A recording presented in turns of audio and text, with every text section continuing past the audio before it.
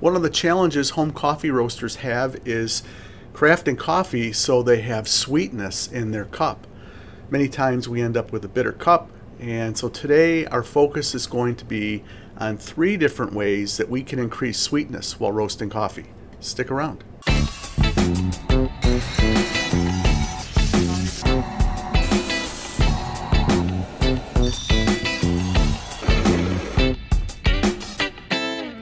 All right, thanks for joining me today and welcome to the Virtual Coffee Lab. I get this question all the time, Mike, how do I get a sweeter cup of coffee? How do I roast my coffee so that I can highlight some of the sweetness? Or I seem to have more bitter notes or tart notes in my cup and I'm trying to figure out how to draw the sweetness out of this coffee. And even some of the questions like, gosh, my coffee tastes like kind of papery or flat and I don't seem to be able to get the sweetness out of my cup. What should I do? So we're going to be talking about that today, and I've identified really 3 main areas that are going to help us get a sweeter cup of coffee while roasting it. So let's get started. All right, the first one is processing.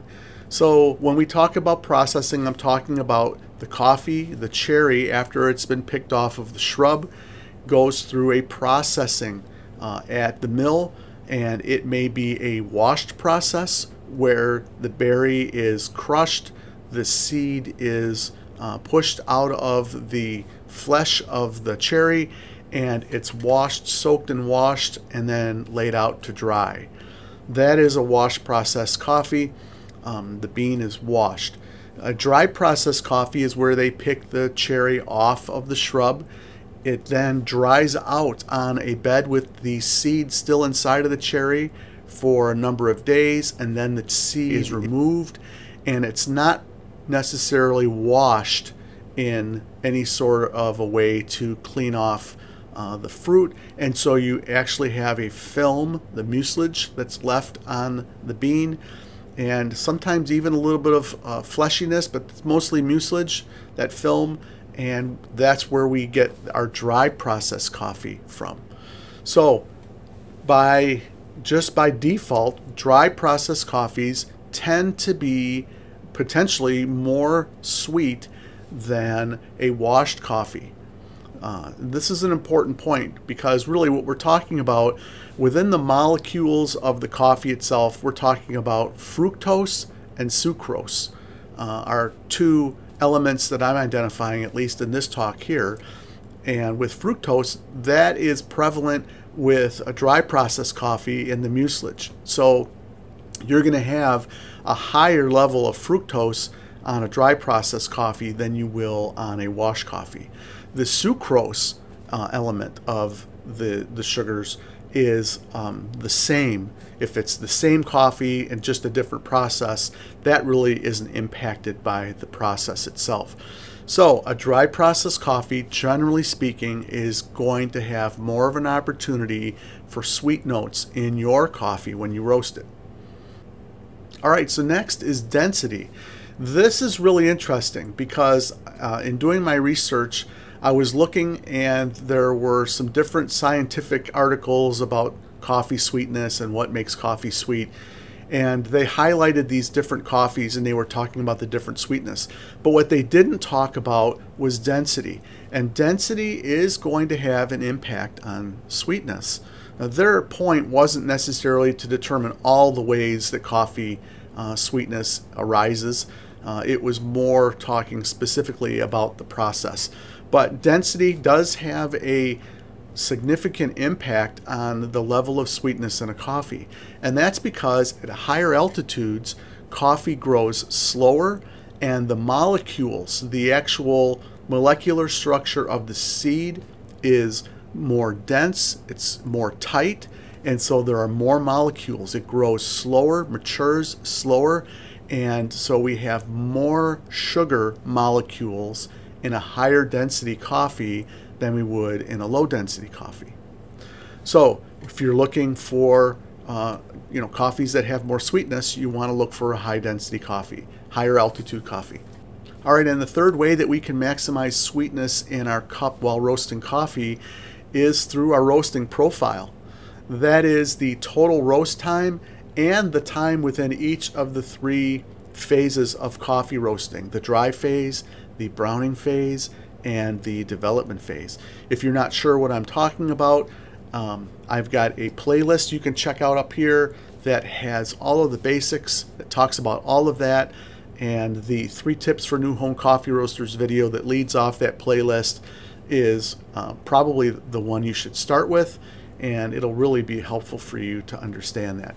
But in applying that practice, in applying that concept of roasting, you are able to maximize your sweetness in your coffee while roasting it. And here's how we're going to do it. I'm going to break it down a little bit, but I would highly recommend you check out that playlist.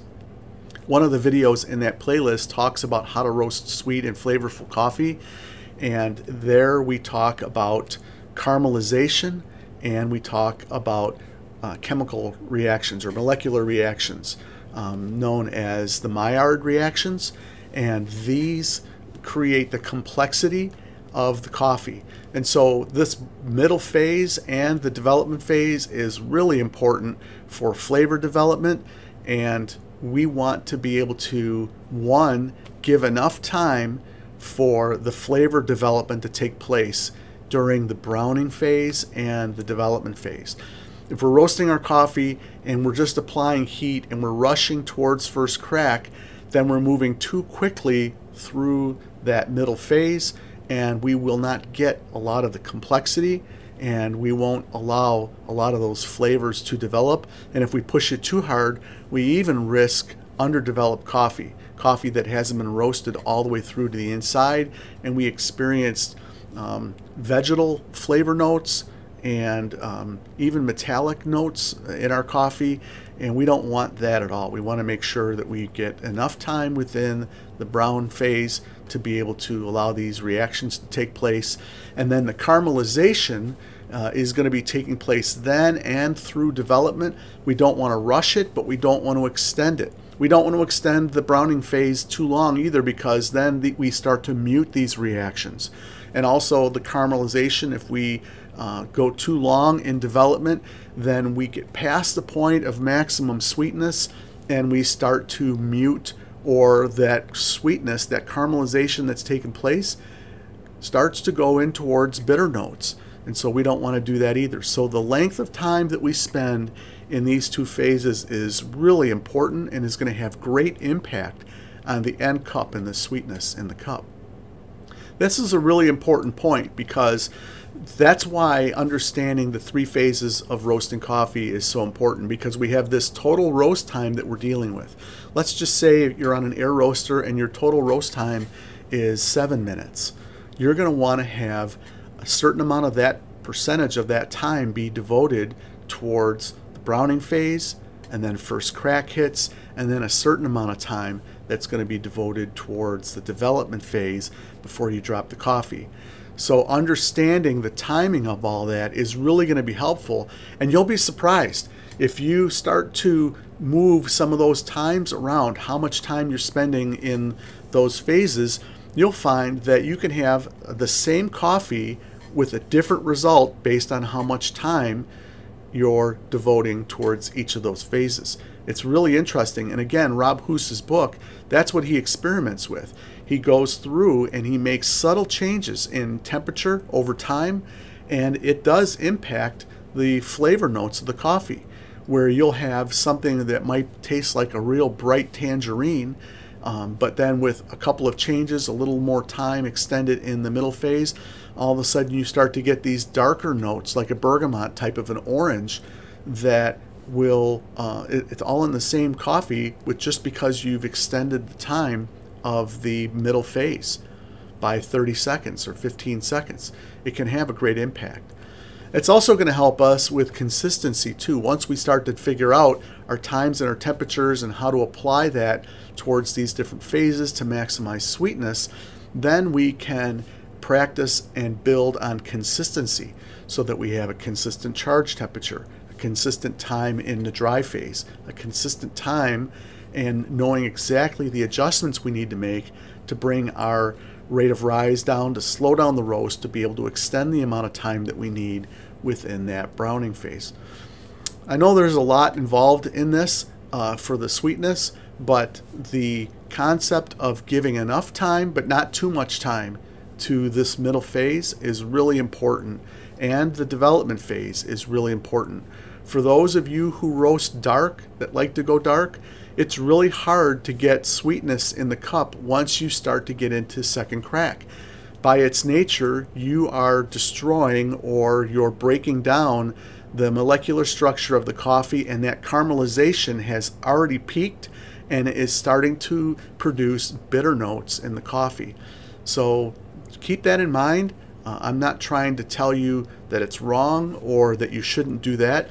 It's all about personal preference. All of these coffee notes and what our expectations are in coffee roasting are all about our own personal preferences. And so the point of this video is to talk to you about how to maximize sweetness, and if you enjoy those darker notes, then you don't necessarily care, or that's not your focus, is to maximize sweetness. You want some of that bitterness in the cup because you enjoy the bitterness, and that's okay as well. I've said a lot in this video, and I hope that this information's been helpful. I would be interested to hear your comments on how you maximize sweetness when you roast coffee. What is it that you're doing to try to draw out the sweet notes while you roast coffee? Please share that with me in your comments. I would love to be able to learn that. There's more than one way to roast coffee, and again, a lot of this comes down to personal preference. But there are some basic principles that will help us roast some great coffee. So, if your coffee's boring, if your coffee always tastes kind of flat, if your coffee always seems to have some bitter notes in it, if you don't seem to be able to taste or get some of the flavorful notes that you were hoping to get, all of those could be because you are not building your profile, your roasting profile out to maximize sweetness. Your phases might not be such where you're allowing enough time to be able to craft or allow those complex reactions to take place. Or maybe you're going too long. Maybe you don't have enough power and you're dragging your roast out, and those flavors that you've been trying to accomplish are now just getting muted and going flat because you have not moved quick enough through that phase. Those are all things that can impact coffee. If you have experiences with that, I'd love to hear that. Share those with me too. Roasting coffee at home is a great hobby, but there is a learning curve, and your comments help me become a better roaster, and I hope that my video is helping you learn more about roasting coffee at home. Don't forget to check that playlist out, Home Coffee Roasting Essentials. That's really important. There's some great information there as well. Leave your comments, hit the like button, and be sure to subscribe to this channel if you enjoy the content and want to see more. Thank you so much for joining me today, and I hope you have a great week roasting. We'll see you next time.